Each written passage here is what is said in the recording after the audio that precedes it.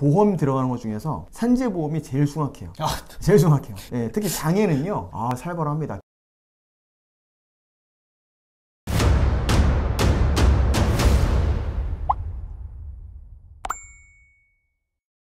안녕하세요, 김승동 기자입니다. 안녕하십니까, 소사모의 이윤석 손해산사입니다. 산업 현장에서 업무 중 다칠 경우가 있습니다. 네. 높은 곳에서 떨어지거나 부딪혀서 다치거나 이럴 경우가 있습니다. 그럴 경우에 산재로 처리하기도 하고요, 회사에서 직접 손해배상 비용을 주는 공상으로 처리하기도 합니다. 어떤 게 더 유리한지 오늘 살펴보도록 하겠습니다. 산재는 줄임말인데요, 원래는 산업재해보상보험법에 따른 보상을 받는 걸 산재라고 하죠. 말 그대로 업무상 재해 또는 업무상 질병도 있습니다. 업무상 업무 기인성, 업무 수행성이 인정될 경우에는 산재보상보험법에 따라서 보상을 해주게 되는데, 이걸 우리가 말하는 산재라고 하는 거고요. 공상처리는 사실은 이거는 뭐 어떤 법이 있는 게 아니고 회사에서 산재 처리를 안 하고 그에 준하는 보상금을 줌으로써 근로자와 적정히 합의를 보는 걸 공상처리라고 그렇게 표현을 합니다. 산재 같은 경우는 국가에서 지원을 해주는 거고, 그렇죠. 그 다음에 공상은 내가 다니고 있는 회사에서 네. 지원을 해주는 거라고 이해하면 되겠죠? 네, 그렇습니다. 그러면은 일반적으로 산재가 더 유리한가요? 아니면 공상이 더 유리한가요? 공상에서 어느 정도 보상을 해주냐에 따라서 달라지게 됩니다. 산재 처리를 받든 공상 처리를 받든 업무 중 사고로 몸에 어떤 상해를 입은 근로자분 입장에서는 보상금이 많은 게 좋은 거잖아요. 그쵸. 산재는 사실 산업재해보상보험법에서 딱 정해진 만큼만 주게 되어 있어요. 공상 처리는 회사에서 야, 이거 이래로 하니까 월급 몇 달치 주고 위자료 얼마 줄게 라고 협의를 하시는 거거든요. 그러면 공상 처리한 결과가 산재보다 많이 받았다, 그럼 당연히 공상 처리가 유리한 게 맞는 거고요. 그쵸. 근데 어떤 사장님께서, 어떤 사업주가 그렇게 넉넉하게 보상해서는 절대 사장이 될 수 없겠죠. 당연히 적은 금액만 보상을 하려고 할 겁니다. 네. 그래서 실질적으로는 산재보다 적은 금액을 제시하는 경우가 많죠. 그럼 당연히 그때는 산재 처리하시는 게 나을 거고, 대부분 회사랑 협의하시는 거 보면 산재보다 적은 금액을 제시하는 경우가 많기 때문에 통상적으로 산재가 좀 유리하다, 이렇게 얘기할 수 있겠습니다. 공상 처리를 할 수밖에 없는 상황이 아니라면 네. 가급적 산재 처리하는 게 유리하다. 깔끔하죠. 왜냐하면 네. 산재는 종결되고 나서도 등급에 따라서 좀 더 치료를 받을 수 있는 게 있거든요. 그러다 보니까 그것까지 감안한다면 합의 보고 나서도 물리치료 받으셔야 될 거 아니에요. 그런 거 감안한다면 조금 더 받는 게 낫다는 거죠. 산재보다 조금 더 준다면 공상이 낫다는 거죠. 산재 보험금을 받고 나서는 추가로 받을 수 있는 게 없는 건가요? 산재보험금은 장애급여까지 받고 나면은요, 통상적으로 연금에 해당하는 경우가 아니면 보상은 종결이 되고, 그 다음에 후유증상 진료 카드가 나와서 산재 지정병원에서 물리치료 정도는 받을 수가 있어요. 따로 보상금을 주는 건 아니죠, 그때부터. 굉장히 마음씨 좋은 사장님. 어떤 일부 기업들인 경우에 공상 처리에 대한 것들이 굉장히 잘 돼 있을 경우에 공상이 더 유리한 곳이 있을 수는 있다. 있을 수는 있겠죠. 제가 18년 동안 아직 찾지는 못했는데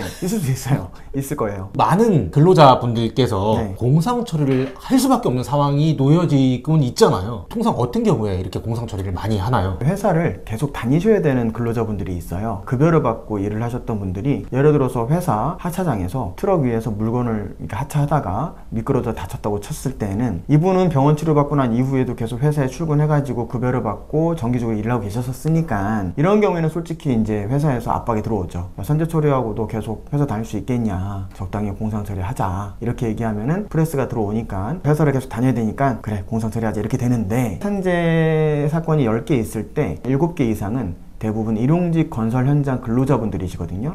이분들은 사실 공상에 대한 압박을 좀 적게 받죠. 물론 이제 자기한테 일을 시켜주는 작업반장님께서 원래 알던 사람이었는데 야, 나 죽겠다, 이거 공상 좀 해줘라, 인정에 이끌려서 고민하는 경우는 있겠으나, 그 인정이라는 건 솔직히 뭐 한 5분만 생각하면 내 마누라도 아니고 가족도 아닌데 지금 내가 몸이 이렇게 골절이 됐는데 이런 것까지 챙길 여력이 있겠냐, 나이 실익만 생각한다면 난 산재가 낫다 라고 해서 공상은 그냥 가볍게 제끼시고 산재를 많이 하세요. 그래서 급여소득자분들은 공상에 대한 프레스를 좀 많이 받으시는 편이고, 일용직 근로자분들은 그렇지 않은 편이죠. 왜 좋은 사장님이 없고 산재가 아닌 공상 처리를 원하시는 건가요? 산재로 자주 이제 접수가 되게 되면 아무래도 이제 고용노동부에서 안전한 환경에서 근로자가 일을 하지 않는 안전시설이 미흡한 또는 안전관리자의 소양이 부족한 회사구나라고 느끼게 되는 거고, 그 자체가 이제 산재보험료 할증이라든가 불이익으로 연결될 수 있거든요. 그래서 산재 처리 잘 안 하려고 하죠. 저도 뭐 저희 영역은 아니다 보니까 건너들어 뭐 들은 얘기인데, 공사를 딸 때에도 산재 처리가 많이 됐던 회사들은 공사 받을 때에도 제한이 좀 있다, 이런 얘기를 하더라고요. 그럼 어떻게 하면 산재 보험금을 좀 더 많이 받을 수 있을까요? 근로자가 산재 처리를 하는데 이런 점들은 꼭 알아야 된다, 이런 것들이 있나요? 실제로 이런 경우가 있었습니다. 조선소에서 일을 하는 분이었는데, 이분이 이제 사다리에서 일을 하다가 사다리가 부러지면서 밑으로 추락하신 거예요. 근데 추락했는데 현장 관리자 입장에서는 일단 산재 처리가 접수가 될 것 같다 예상은 했겠죠. 다만 접수 접수할 때 사다리가 부러졌다는 거 하고 근로자가 스스로 발을 헛디뎌서 떨어졌다는 건 좀 다를 것이라고 그렇죠, 다르죠. 판단해가지고 사고 내용을 자꾸 바꾸라고 종용하는 거예요. 어차피 이렇게 들어가든 저렇게 되든 산재는 됩니다. 되는데 회사가 잘못이 조금이라도 없게 보이려고 야 네가 발 미끄러졌다고 해. 어차피 산재 처리될 건데 괜찮잖아 라고 얘기를 하게 되는데 그건 나중에 이제 후폭풍이 올 수 있어요. 그건 나중에 따로 말씀드리도록 하고. 근제에 관련된 말씀이신 거죠? 그렇죠, 이거는? 그렇죠. 그렇기 때문에 여러분들이 하실 때는 사고 내용은 정확하게 들어가야 되고요. 두 번째, 소득 관련해서입니다. 산재는 실질적으로 받았던 소득을 기준으로 입원해 있는 기간 동안에 월급 못 받은 손해액의 뭐 70% 이런 식으로 주거든요. 그래서 소득을 제대로 신고가 되어 있고 회사에서 내가 받은 소득을 제대로 올렸는지 이것도 확인해 보셔야 돼요. 이 두 가지만 좀 어느 정도 부합이 되면 그 외에는 공단에서 판단을 합니다. 예를 들어서 3개월 입원하고 5개월 통원할지 이런 기간들은 모두 치료병원의 소견을 받아서 공단에서 판단을 하고 그 기간에 떨어지는 만큼만 딱딱딱딱 휴업급여로 줘버리기 때문에 그거는 걱정하실 필요가 없어요. 다만 소득, 사고 내용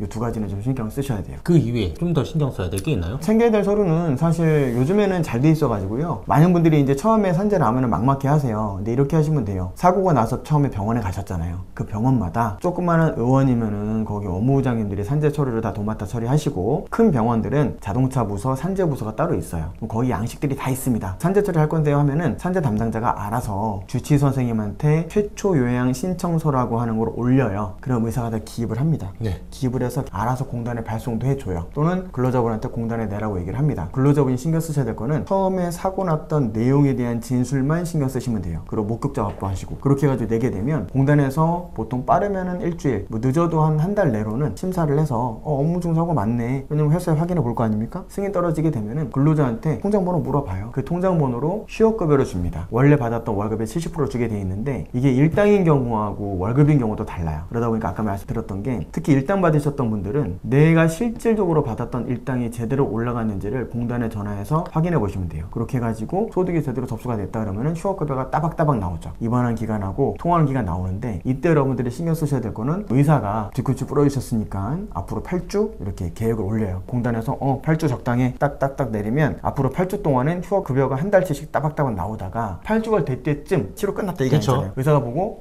뭐 많이 아파하니까 한 4주 정도는 통원해야 되겠는데 입원해야 되겠는데 얘기를 하겠죠. 연장을 시키는 겁니다. 연장 신청 올리게 되면 또 공단에서 받아보고 확인하겠죠. 4주? 오케이 땅땅 내리게 되면 또 연장이 돼요. 그런 식으로 뭐 4주 2주, 뭐 3주 이런 식으로 계속 연장이 됩니다. 언제까지? 환자분이 어느 정도 치유가 될 때까지는 계속 연장이 돼요. 심한 골절은 6개월, 간단한 골절은 6개월 미만에 끝나요. 치료 계획이. 그리고 나서 이제 여러분들은 뭘 하시게 되느냐? 그때는 휴업급여 안 나옵니다. 안 나오게 되고 4개월 만에 끝났든 5개월 만에 끝났든 통상 6개월까지는 기다리셔야 돼요. 기다렸다 그때 뭘 하느냐?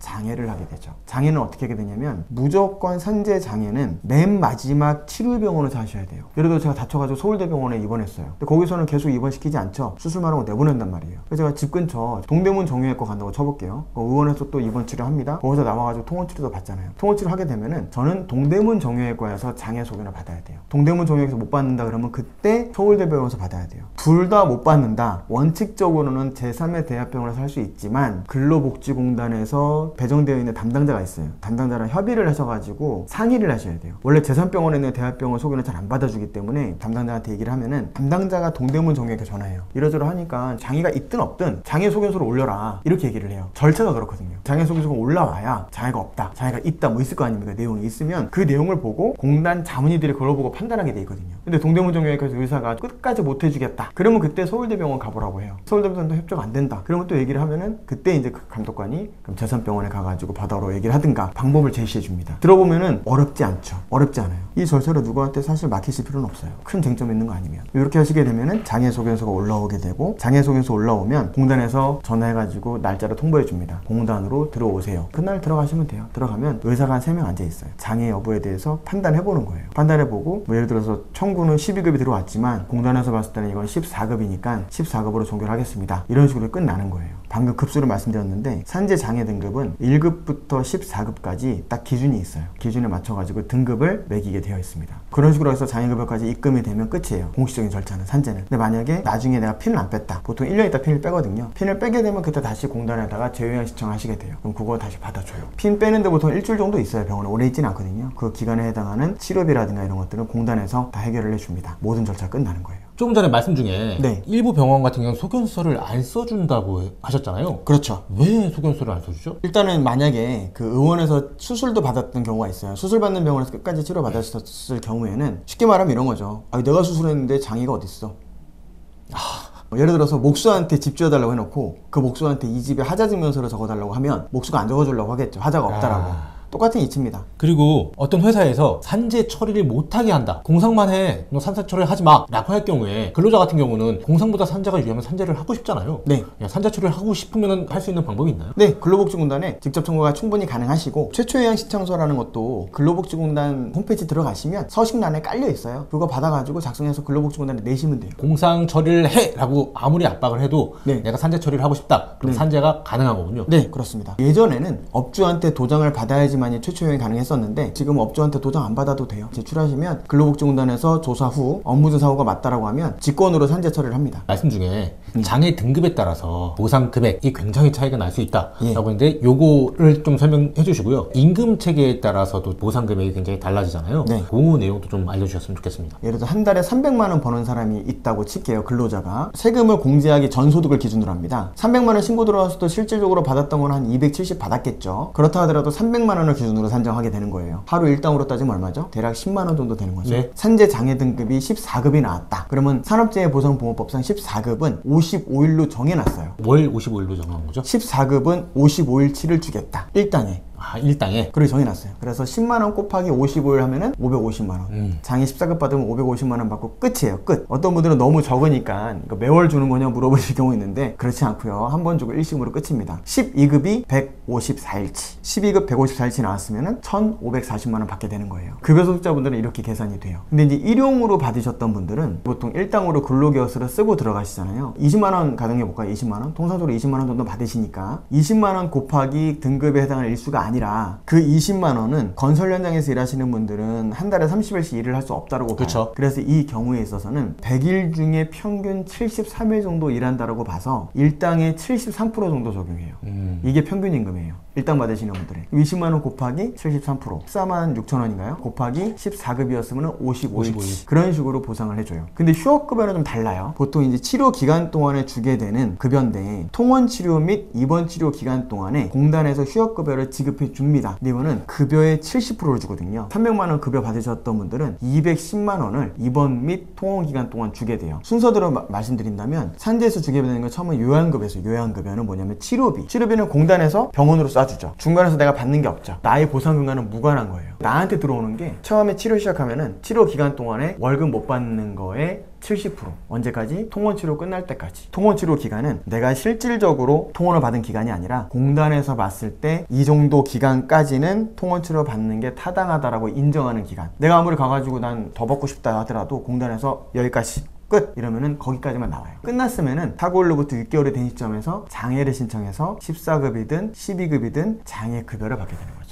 휴업급여는 아까 300만 원 받으시는 분들은 70%라고 했는데 일용직 근로자분들은 또 달라요. 평균 임금의 70%를 주는 건데 평균 임금은 20만 원 받으셨던 분들은 20만 원에 73% 이게 14만 6천 원. 이 14만 6천 원에 70% 15만 원 잡아도 70%면은 10만 5천 원 이렇게 되는 거잖아요. 10만 원 정도 되는 돈이겠죠. 그 정도 되는 돈을 가지고 한 달 기준으로 휴업급여를 주는 겁니다. 하루 일단 10만 원 기준으로. 만약에 산재 처리를 받고 나서도 네. 나 충분히 보상을 못 받았어 네. 라고 할 경우에 근로자가 대처할 수 있는 방법이 없나요? 굉장히 실무적인 말씀인데 이건 아주 잘 들으셔야 될 겁니다. 산재에서는 산재보상보험법에 따라서 보상을 해주니까 알아서 잘해주겠거니 생각하시는데 개인보험에서도 보험금 안 주려고 이렇게 막 하죠. 그쵸. 심사하고. 근데 보험 들어가는 것 중에서 산재보험이 제일 숭악해요.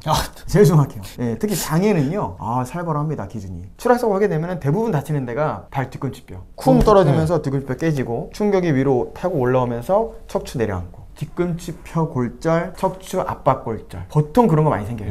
또는 이렇게 짚으면서 넘어지면은 손목 분쇄 골절. 대부분 관절 장애잖아요. 네. 산재에서는 이렇게 돼 있어요. 관절 장애가 정상 각도 대비해서 4분의 3까지만 움직이게 됐다. 75% 움직이는 거죠. 그러면 12급, 154일치 주겠다. 정상 범위의 반만 움직인다. 10급, 297일치 주겠다. 정상 범위의 4분의 1만 움직인다. 8급, 10급, 12급 있어요. 근데 각도 제한 없고 아프기만 아프다. 그럼 14급 줘요. 55일치. 제일 낫죠. 실질적으로 진짜 막 관절을 다쳐가지고 이렇게 제한이 있고 해도 움직여보세요 하게 했을 때는 제한이 있어요. 근데 산재는 어떻게 판단하게 돼 있냐면 산업재해보상보험법 시행 규칙에 이렇게 나와 있습니다. 수동으로. 수동은 뭐냐면 이게 능동이죠. 스스로 움직여 보는 거. 네. 수동은 손으로 잡고 꺾는 거예요. 그렇게 해서 측정하게 돼 있어요. 신경손상으로 인한 강직만 아니면 정형외과 쪽에서는 무조건 이렇게 하게 돼 있어요. 말은 이렇게 돼 있죠. 의사가 타당하다고 싶은 방법을 선택할 수 있는데 근데 다 수동으로 하죠. 의사들이 전부. 아프다고 해도 예를 들어서 요만큼 움직여요. 25%만 움직여요. 보험금을 더 받고 싶다는 생각이 있으니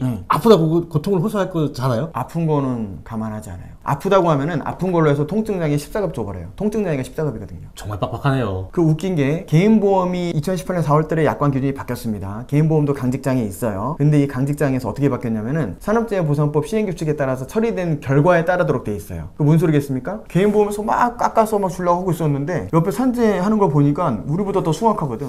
어? 쟤네 봐라? 그리고 약간 바꾼 거예요. 산재 환자분들은 산재 등급 나온 거 인정해 드릴게요. 왜? 안 주거든요. 무조건 14급 주거든요. 그럼 14급 주게 되면 개인보험은 해당이 없어요.